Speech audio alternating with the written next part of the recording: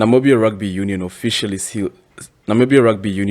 sealed their partnership with Nova 103.5 under the Future Media Group as radio partner. This addition to the rugby family will ensure that a huge audience of rugby followers across Namibia are updated, inspired, and informed on anything and everything Namibian rugby. Those are big moves. Like, I think I totally appreciate something like this, man. You know what this does here? Apart from just the broadcast in general, but it just fills that gap that we've always so seekingly been asking for, the gap between the players and the fans. And also, man. Bro, it's not even just the Namibia Rugby Union stepping up, right? It's also, if you can look at the clubs, like if you look at the Premier League clubs and also division clubs, the social media presence has been immense. There are notable teams like Okanja Highlanders. Those guys are running their social media.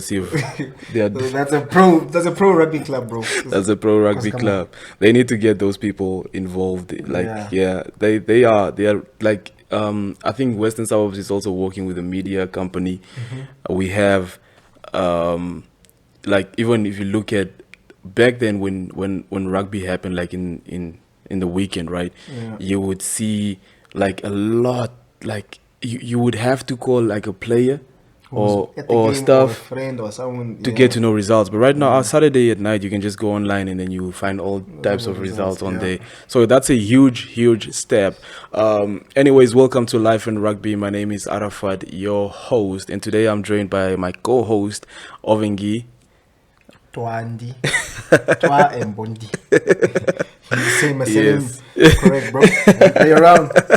So been a minute since we dropped something, but before we just get into it, I just want to thank you guys for the immense support and just liking and sharing everything. So please hit that subscribe button right now and continue to support. Go crazy. Right now, before we continue, please hit the like button right now. Hit that. Tick. Let's get the content out there. Let's get everyone involved. We try and be as unbiased as possible. We don't. The thing is, we cannot even be biased because I'm not affiliated to anyone. People's comments and stuff. No, media, bro. So it's just like, let's start there.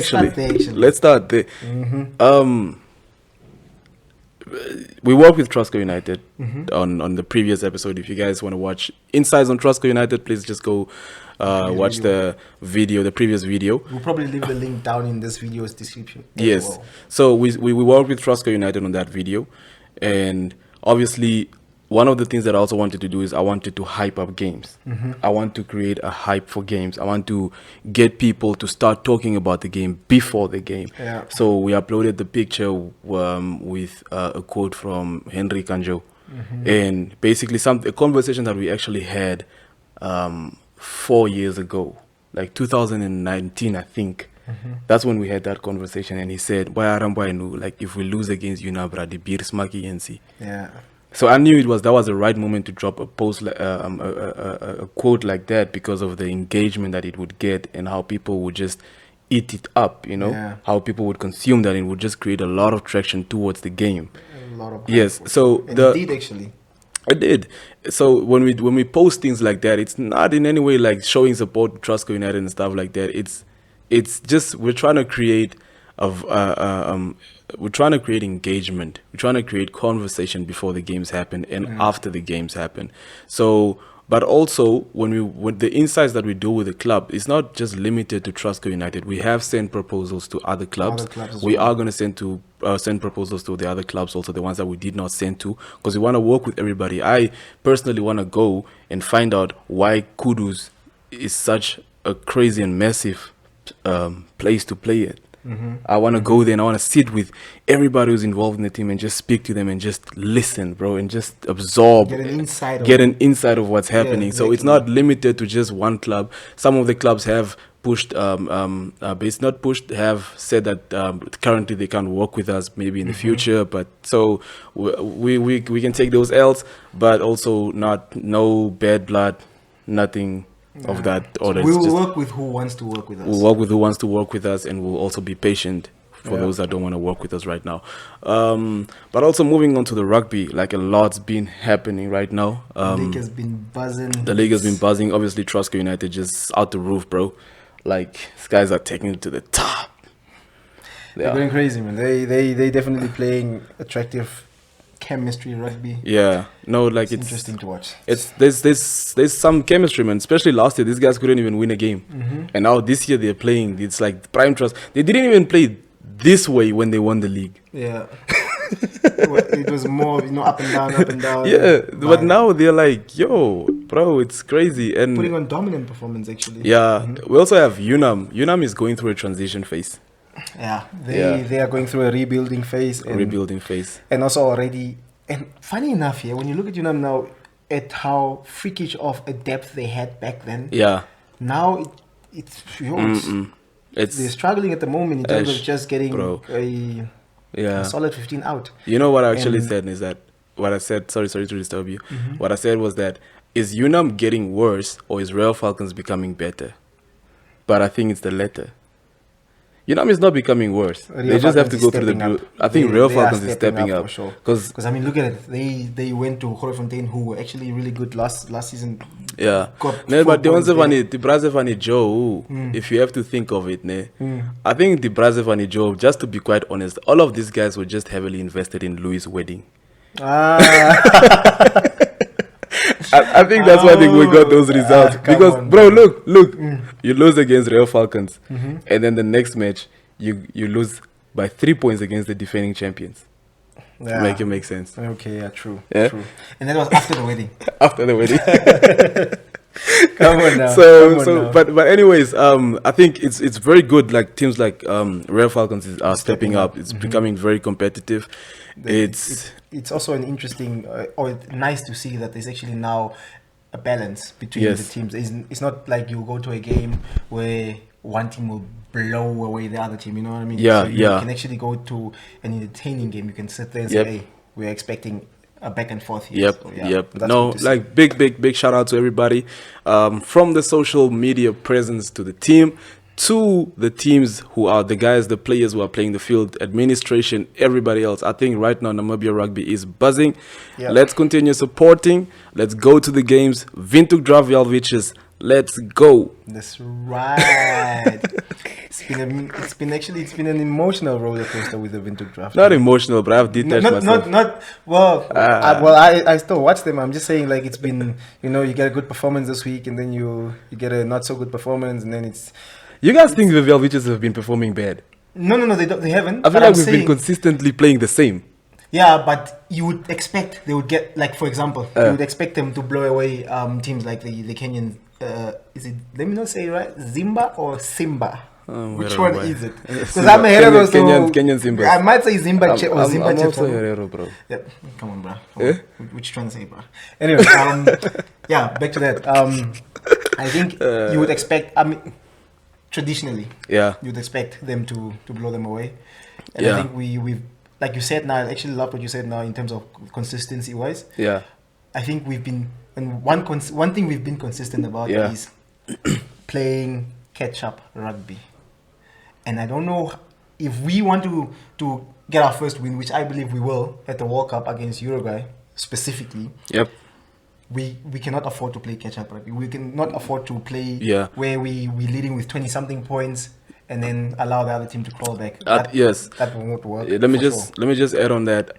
This is us playing the Mzansi Challenge is actually a very good opportunity for us to learn. To learn from that. Yes, if you're gonna run away against Kenya like 28 points by 7 or 28 points by 14, you cannot afford to have that team level the points or get back into the game, especially if we're gonna target a team like Uruguay.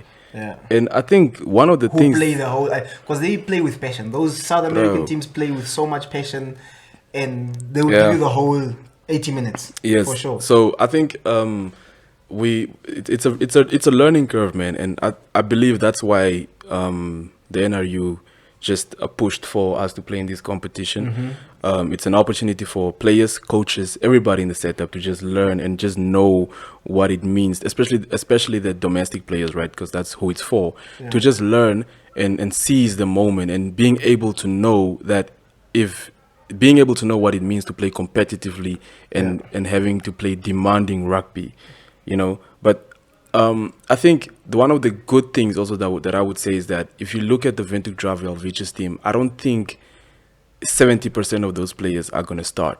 The ones that do get called up. I think we're going to have like a small margin considering how many players are playing abroad for Namibia right now. So you have a lot of guys coming in playing professional rugby, guys who have been tried and tested. Or can I rather say guys who have been tried since we've just been losing. Yeah, but anyways, guys who've been tried and tested. Sure. So we've got a lot of guys who knows what it takes to wear the famous blue. Guys who have that kind of pride, guys who can just show the junior players what it means to play for Namibia. And I think what I also like about the current setup that we have with the national team is that most of the players that are coming in, the professional players, which are comparing to back then, are players that have form. Are players every time, for sure. Yes. Every time they wear the blue, like the current players, the current senior players, they're actually really, really, really good. Whereas I felt like in the past we chose guys because it's him, based on merit, like based on experience and stuff. It's rather one of the things that I always say is that Namibia is in a Namibia context. We had no. We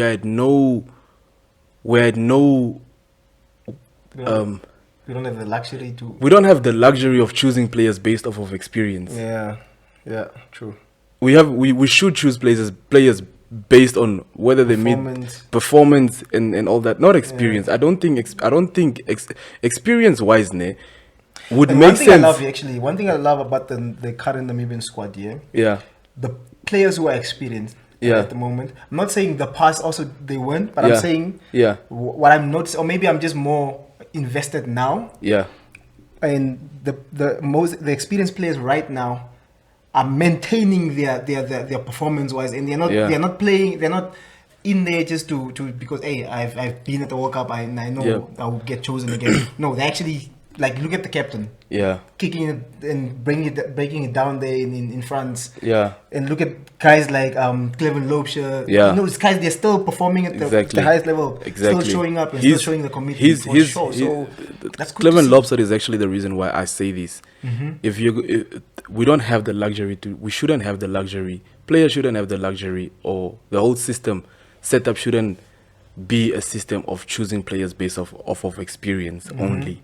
You understand? They has to be playing as well. They need to be consistently performing as well. Last year, why I'm saying this is that last year when we went to go watch the Wanderers versus Rehoboth, FNB Wanderers versus FNB Rehoboth at Wanderers at a home semi-final, and you could see the new and the old at fly half. You could see Andre van der Berg in form of his life. This guy was playing the best rugby like he was playing really good rugby. And then you had Cleven Lobsher, right? Playing at 10 for Rehoboth. And he wasn't even the kicker. The guy, So you could see, right? Form versus the old. But the old, he's very young. When I say old, is the experience, the proven guy. The way he played is as if you could see who's the Namibia national team number 10. Composed and just... Obviously, both were composed, but you could see the difference. Who has like a more proven experience? Let me put it like this: Wanderers totally crushed Rehoboth last year. Like they went at it. The only person that kept, obviously it was a team effort, but the outstanding player that kept Rehoboth in the game is Cleven Lobsher. So that's when we speak about experience. Maybe that's the kind of experience that I want. Someone who is composed enough, whereas he's not gonna be, bro. There was been times when people, when coaches called up players where you just felt like, someone's dreams just got crushed. It's like you taking Cleven Lobsher, who's not performing, but he has experience, and leaving Andre van der Berg. I feel like that was done a bit in the past. Whereas now, right now, it's if you're playing good, you are on form. You get the ticket to go. Yes, so I think. Right now, the team is very competitive. We can give Uruguay a go. Obviously, we have to learn from, especially we need to beat Uruguay, man. We need to, bro. We need to beat them. We need that win. We need Man. that. That one W we need. And I believe, bro. I believe we can get the W. I believe we can get the W. Nah, I think so too. I think so too. Boys, I think so bro, too. Don't crash our dreams. Hey, I bro, think so too. You know, just that one W, bro. Do you think we can give Italy a go? Actually, wait. Before we go to that, do you know that Italy beat Uruguay last year 10-17? Yeah. And yeah, that's an interesting one. That's an interesting one.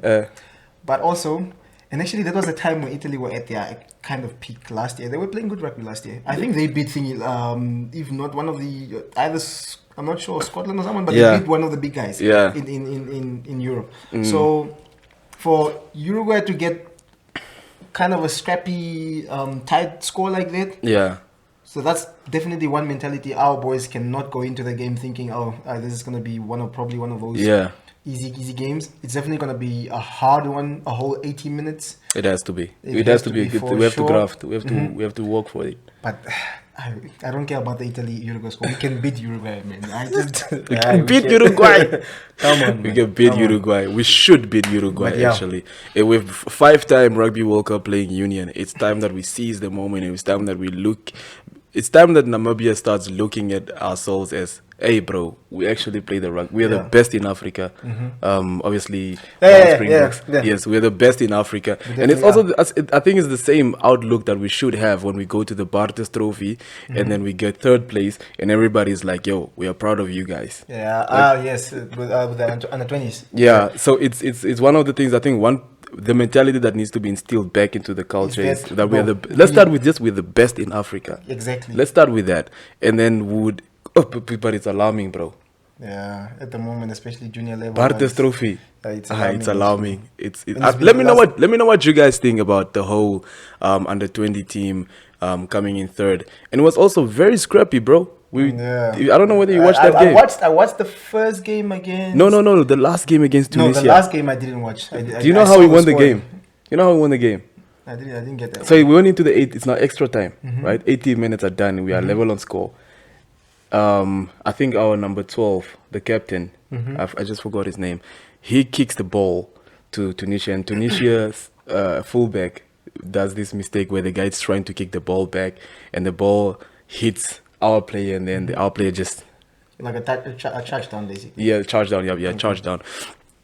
That's how we won the game, bro. Tunisia. At the end. Yeah. So I think we've gotten to the point where we are a bit also trying to. We are so relaxed and we are complacent, with who we are as Namibia Rugby. But then we need to seize the moment, bro. We are the best in Africa. We are. We have the talent. We have the systems in place. Obviously, grassroots right now. I would think right now is the time to really look at. If you look at the performances at the Bartes Trophy, this is the right time to look at grassroots level and try to look at. We need to really look at this, and we need to start taking it serious. We need to pump in resources. We need to take grassroots level serious, because we've been consistently losing against Zimbabwe right now. Yeah. But at senior level, we are winning against them, but it's now also close. Yeah. Locally. Yeah. Right. For sure. So what would happen one day if our professional players are tied in contracts and cannot represent Namibia, and we have an African qualifiers happening? Yeah. So it's some of these things we have to really get the local guys. Locally, I think the other teams are catching up, but because of the players that we have overseas, we kind of still have that edge a bit. But yes. What would we do without those players, or overseas players? What would we do without them? It's a question. Yeah. But I believe Namibia is the best in Africa. I believe we need to seize the moment. I believe we need to really take pride in the fact that we are the best in Africa. We cannot settle for anything less than winning in Africa. Yeah. We have to win in Africa. That's who we are. That's my brand. It's the same thing as the Springboks going into an under 20 World Cup and falling out at the group stages. Like it's unacceptable. Yeah. So for me also, I think, bro, these guys won against some of the Premier League clubs here in Namibia, the under 20 team. What would Zimbabwe and Kenya's under 20 do against the guys? Man. No way. So bro, I think the scene is shaping up. Obviously, we Have women's rugby as well. Yo, bro, like definitely. Eish. That league is starting also to actually really gain some traction. Eish. Who do you think will win? The Premier League this finals year. Will definitely be the women. I would just say finals will be between United and Wanderers. But right now, United. Stian Bokis, bro. Right now, United women's team is leading the log. Yeah. Mm-hmm. They are leading the log. Yeah, I think United is having a field day this year. Yeah, I think I think definitely they are on 18 points, and the second team is the team in second is on 14. So yeah, I personally think United women's rugby will definitely pull it through. Yeah, but But it's heating up. The scene there is actually, and now, right now, I also just want to know, maybe we should try and get in contact with the women department side. We actually will. We will contact CJ Kotze, the coach, just to get insight on what's happening. Obviously, the way forward. Hopefully, she says yes, and we can just talk to her. But like this, the scene is shaping up. Yeah, the scene is shaping up. Let's do a quick QnA. Yeah, where definitely I'll just back and forth. Yeah, and let's make it a bit spicier as well. Not basic. Let's just be honest. Not spicy. Okay. Let's just be honest. Okay. Yes. So my first question to you, yeah. Who do you think is winning the Premier League this year? NRU Premier League. NRU Premier League. Okay, for the women's team, women's league, FNB Wanderers takes it for me. Okay. Reverse league. I haven't really watched reserve league. I haven't, but I would give it to Wanderers also. Okay. Wanderers is I would give it to Wanderers. Wanderers is hard. Okay. Wanderers. Hey. Premier League. Okay, Premier League. It's gonna be a good one. Goodness. I need to hear this. Go on. Kudus. I'll give it to Kudus. I think Kudus. What do you think? Premier League? Yeah. For sure. I'm gonna sound biased now, but for sure United. Okay. No, that's fair enough, especially how they're playing right now. For sure. Women's league? I would go with Trustco United as well. Reserve league, that's second team, yeah. I would definitely go with Wanderers, FNB Wanderers. I think they have a solid second team. And the first division. First division, I haven't really watched much of it, but I from the log, Sparta is leading. Yeah. So I guess you'd actually, I think I want Dolphins to come back. Yeah. Yeah, I want a team with depth. Yeah. I don't know whether Sparta has depth, but I want if Sparta has depth. Who's coaching at Dolphins, by the way? I saw last was it Hauta? Hauta from UNAM. Okay. I think he's part of the coaching setup. I don't know all the coaches, but I would want a team that has enough depth to get into the Premier League. Exactly. Also, you'd want a team that actually would, after winning the league, would be able to compete. If Dolphins come back, then the derby's back on in the coast. In Belfast, yes. The Dolphins could lose derby. Yes. Yeah. Let me ask you one. Pick one. Bench one, and leave one at home. Okay, let's go. PJ van Lille, Prince, Richard Hardwick. Oh wait. No, leave PJ. Let's take him at lock. Okay. Let's bring Vian Conradi, Prince, PJ. No. Man, I'm getting this wrong. Okay, wait. PJ. No, let's go back. PJ, because PJ also plays as eighth man. Okay. PJ, Prince, Richard Hardwick.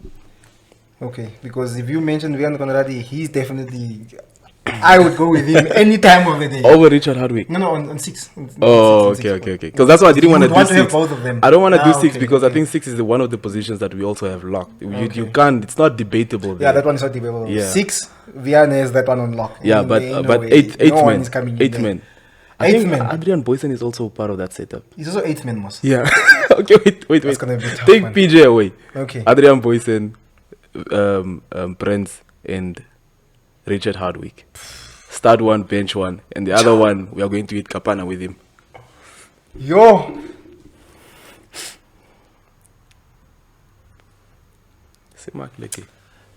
Bro, I'm gonna sound so biased right now. Yeah. But bro, personally for me, obviously it's nothing personal against any player. But I would start Adrian Boysen. Okay. Prince on the bench. Do I need to give a reason why? Wait. Yes, I know what you're gonna say. Personally, listen, for me, yes, he's proven. Yeah. Super Rugby, whatever. Yeah. But I just feel like it will be not only will it be unfair, but I just feel like these guys right now understand what it feels like to play for the Badge. They understand what it feels like to be in a Namibian in a blue jersey. They understand that, and you want players to actually understand what it means to represent a nation. And I feel it's the safest option because these guys have done it already. Yeah. And they've been there already. Yeah. They know what it feels like to run out for Namibia. So I'm gonna go with them. Okay, wait. Wait, you're leaving Richard. Okay, wait. Bro. Okay. With what you just said. Okay. Last year we got a guy like Divan Rosso coming to Namibian national team for the qualifiers. He's played junior level Namibians. That's the difference. He's played junior levels. He's represented Namibia junior levels as well. So you would actually also leave Baron McKeegan at home if it was competitive at the wing side. I don't think wings are as competitive. Why is? For me, it's a thing of just basically, it's a pride thing. Okay. You would guys who've actually been through the grassroots system, and have represented the country at some point, and they know what it means to. I'm not saying those other guys don't. The guys from coming in now don't know what it means, but I'm just saying that it's. No, Poor choice, but I understand where you're coming from. Anyways, now, okay, question to you. Yeah. If you take a local player now who's not in the Welwitchia right now, and put him for him to join the Welwitchia, who would you send to the Welwitchia right now of the local players? I would send Gino Wilson in the starting lineup. That's that. But look, ne. Okay. Do you know why I'm saying this? If you look at the Welwitchias, ne. Do you know that JC Releng was retired? Did you know that? No, I didn't know. JC Releng was a retired player. Oh, okay. Who was the man of the match against the Kenyan Simbas? No, JC Releng. JC Releng. Yeah. Okay. I would believe what I'm saying right now is the wing's position is not in any way. It's vacant still. I say Gertrude Mouton came back, but but it's not still vacant at the moment. So I would say you can always give a player like Gino like the opportunity and the platform to play that kind of rugby. Okay. I would take him there. And you, which local player would you take into the Welwitchia team? That is now currently playing in the Welwitchias. But you like that guy from you now. I would say AJ Zal for sure. Yeah, no. They'll probably tell him he's too small. Yeah, but let's honestly, that statement. Yeah. I'm not saying he's not good. Yeah, I'm saying that's what they'll probably say. Yeah, I'm saying that statement. I think Cheslin Colby, in the last World Cup, spat on everybody, to be honest, and showed everybody that. Yeah. Come on, bro. I know that. Yeah, like it's true. So definitely, AJ is at the moment one of my favorite players at the moment. And, and I would definitely want to give him a shot, a consistent shot. Okay. At the Welwitchias right now, just that exposure and so on. So yeah, definitely him. Eish, bro, like. And so yes. Oh, I have to actually return this question. Bench one. Okay. Start one. Okay. And leave one. Max. I know where this is going. Mapisa. And Johan Retief.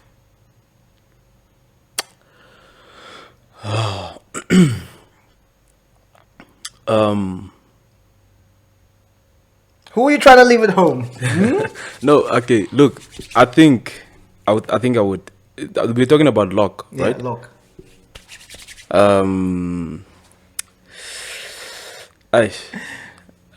I'll start Max. Max is one of. I'll start Max simply. I don't see Johan Retief play, right? like as a lock. No, I don't see him regularly playing because when I watch the Welwitchias, I see Max all the time. Oh, okay. So I think he's one of the senior players for Windhoek Draught Welwitchias that have been really playing like a senior player. So I would start him. Also, his Rugby World Cup experience, a guy that is actually also on form. Yeah, they are on form, but I'm talking about now, him specifically now. Okay, let me just make it simple. I would start Max. I would bench your 100 Thief. And I would leave. You would leave Mapisa? Yeah, I would leave Pisa. Just because he's. That was a hard one, bro. Salute. It was a hard one, ne? That was a hard one. Who would you leave behind? Would you take an extra scrum half or an extra hooker to the Rugby World Cup? I think an extra hooker. Because I guess there's a lot of players that would be able to cover. Not a lot, I wouldn't say, but for example, like TC would be able to cover 9 and 10 as well. So what if TC gets injured? For an extra scrum or what? That's true, actually. What if TC gets injured? Then we only have Damien Willems there. Who would cover up there? Stevens. Damien. Not Damien, but Damien. Damien Stevens. Sorry, Damien Stevens. We watch the Stormers a lot, bro. Yeah, okay. Actually, that's true. Damien. But I think Andre would be able to cover there. Andre who? Van der Berg. At 9. At 9? He won't. I don't think so. Gershwin Mouton. I don't think so. I would probably take an extra scrum off. Yeah, extra scrum off just makes sense. Extra scrum off is a bit safer. Because that side is Torsten, Louis van der Westhuizen. So then it's either now between Vickers.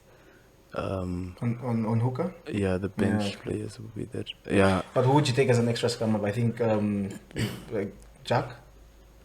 One was in the Welwitchias team, right? Yeah, I would take him. I would take him. An extra scrum up, yeah. Who else would you take? So that's the thing is that the guys that are playing, that are starting for the Welwitchias right now, the guys that will probably get called up. Yeah. Misschien ook Rian van Zyl, bruh. True. Honestly, we don't know. Let's actually. I'm excited to see who goes and who's the squad. So, and what's that? There's a question that I wanted to ask you. Oh, if you had to bring in a movie. No, wait. Okay. Actually, I wanted to ask you that. Okay. If you had to bring a Namibian legend back, take him to the World Cup. Yeah. No time frame. Doesn't matter. 20, 90, 95, whatever. No time frame. Geradmans, the late Geradmans. Bro, I'm not even finished with the question. You already asked it. Okay. You already asked it. I would bring him back. Okay. He was so. But I remember those days on NBC. Like the Saturdays, then there would be those archives. Hey. Show those archives, and you can see. And then Afrikaans commentator. Sounded like those auction guys. But I would bring him back. May his soul rest in peace, man. He was. I've obviously not at the age to have seen him play live, but from what I've watched on NBC, and how long it took for the current players to break his most tries record, I would put him in that team. Yeah, he was so good. Like bro. Like 5 meter na die ander doel into, bro. Pace, bro. Like I would bring him back. And honestly, rugby back then was way harder than it is now, to be honest. Like physical, I'm saying physical. Yeah, physical, yes. Yeah. And okay. There's one more question. Okay, Who do you think is the best Namibian rugby coach of all time? Johan Diergaard. Okay. By far. I think that's not even debatable. Okay. Who would you say? United boys probably gonna. Wait. No, I would go. Nah. It would definitely be between him and Danny Vermeulen. But 2006. You know what? We should actually get Danny Vermeulen here, bro. On the podcast. Yeah, I funny story, ne? Yeah. About him. My wife just showed me the hand, so it's fine. We need to. Yeah, no, but it would be interesting. I would take a shot and actually contact his wife and try to get him on the podcast. Okay. Yeah. All right, then let's wrap it up. Let's wrap it up. Anyways, guys, thank you guys so much for tuning in.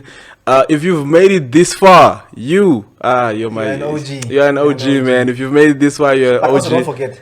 Please. The link is there. Just take the link, share it, say it with your friends, your family, everybody. And subscribe. Thank you guys for joining us. And obviously, we're still working on getting people on the podcast. We will get them. But dames en heren, ik wil net baie dankie sê dat julle vandag in die episode was. Hoop. Anyways, thanks for tuning in. Thanks for tuning in, man. Catch you guys on the next episode. Alright, see you back. Peace. See you back. See you back. Bye bye. Bye bye. Ciao. Man. Alright, no.